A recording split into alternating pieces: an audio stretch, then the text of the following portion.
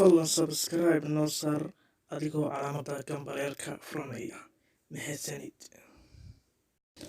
Adiga is ahow nolol nolol ku gaar ah. Adiga is ahow ana deemin qof qiimahaaga leeyahay. Nafsadaada muhiimad sii oo adigu u noolow. Nafsadaada farxad geli. Adiga kaliya ayaana ah mid ka dareemi doona farxadaasi.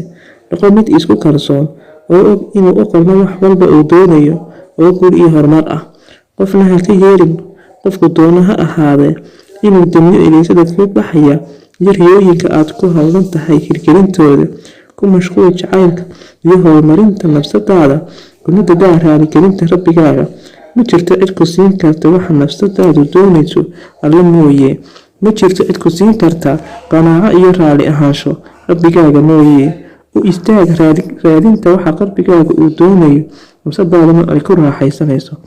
qofka wanaha ahaan shakhsiyadiisa oo adigu is ahow oo jawharada dhex ahaatay qalbigaaga ayaa dadka kale oo dhan kaa soocaysa kaana dhigaysa mid gaar ah oo muhiim ah.